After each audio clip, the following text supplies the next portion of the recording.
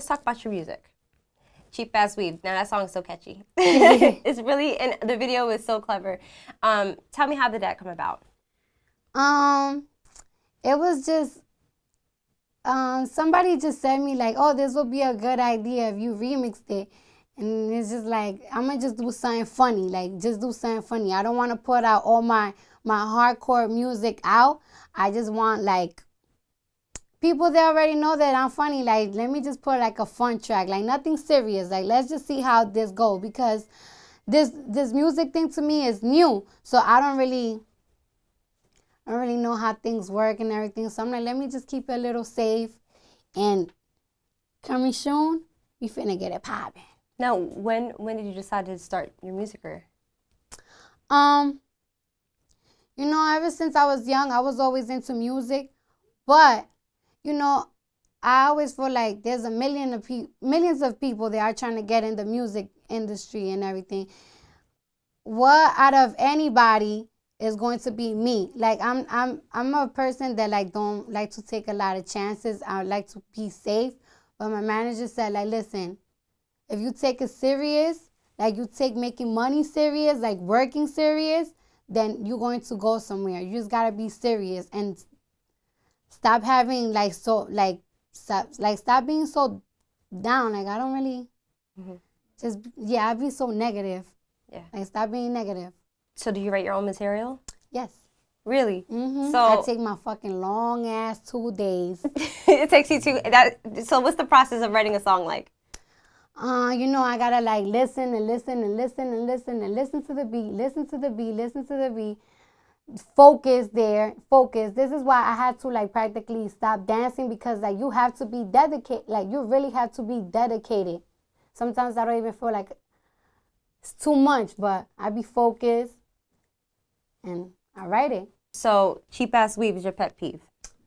It's not like it's a pet peeve, like it's like, oh my God. But it's just like, I'm really trying to advise girls, like, yo, we really could tell when your shit looks bad. Like, people really talk shit about bitches that have fucked up ass weave.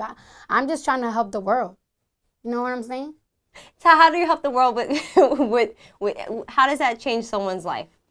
I mean, you could be rocking a weave, right? Mm-hmm. That is mad cheap, and everybody's violating you because your shit is cheap. Now, if you get something that's going to be a little bit more expensive, because when you do buy one that's more expensive, it even lasts longer. Like, you think you're spending more money, but you really, like, spending money for quality. Like, what is the point of buying something that's going to last for 4 or 5 days when you could buy something that it was a little bit more money, but it's going to last you for, like, 2 months?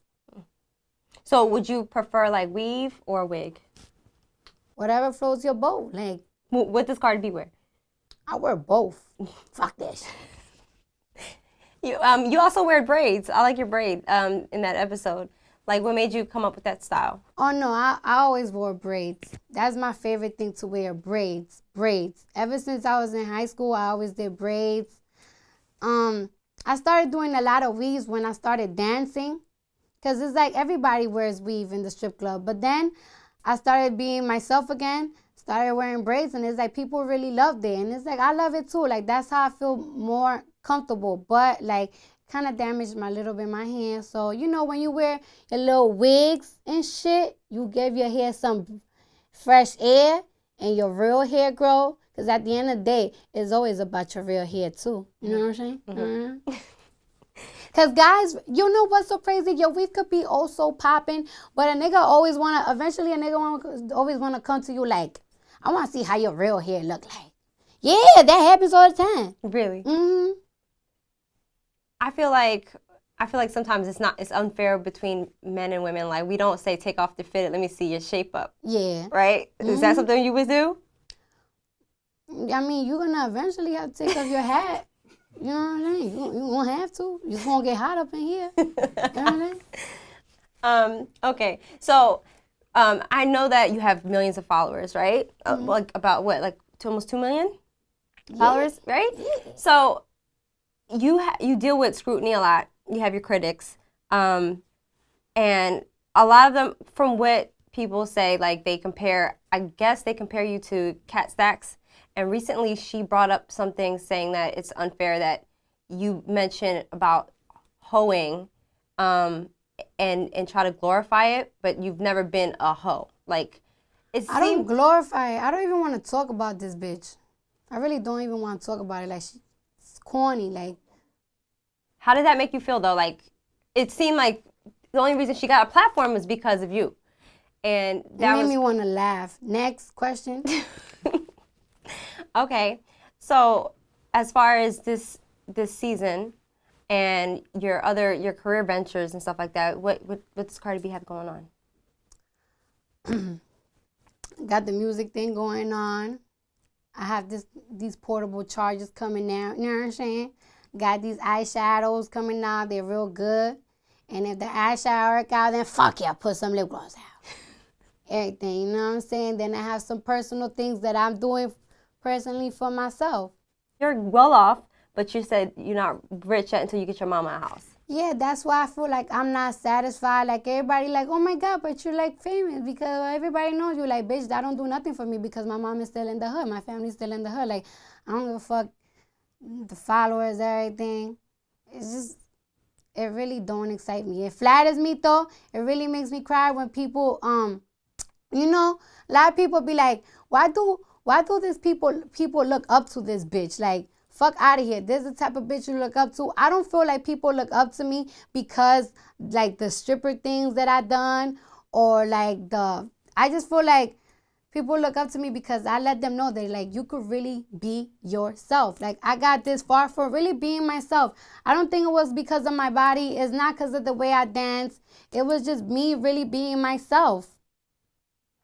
Not perfect, with fucked up ass teeth, big ass nose, and the way I talk is not perfect. I know that shit, but, like, regardless, like, be free, birdie. Do you think you're a role model? I mean, some people say I am. If you feel like I am, then thank you. And when people do tell me that, I do be tearing up. It do be hitting like a little nerve in my heart and whatnot. But I don't know. I guess sometimes the criticisms get to me, and I just feel like I ain't shit. So. Do you want to continue doing reality show, or can you say, like, if the opportunity still comes your way, you'll sign back on, or perhaps do your own thing? Shmoney. So if the money's right, you'll continue doing reality shows. Yeah. It has to be more about like the things I go through though. It has to be more about that. Like, every single day I have like the most emotion, because you know me, I'm a sensitive ass gangster. So I be going through shit every single day that it just don't show on camera. Don't show. A lot of things that I go through, it don't be because of men. Because you know what I'm saying? Like, men don't really affect me. I treat them like I treat them. But just a lot of things, just where I come from reflects on my attitude, on my feelings. It makes me, a lot of things, people talking, it hits me. Just me taking this risk in music, it just it's scary, because it's like I work so hard. It would really hurt me if, like, people don't enjoy it, or yeah, I'm taking nowhere. Who do you want to collaborate with? Well, there's this artist, right? He ain't all that out there and whatever, but he spit some fire shit that be touching me. They call him Swift on Demand, but whatever.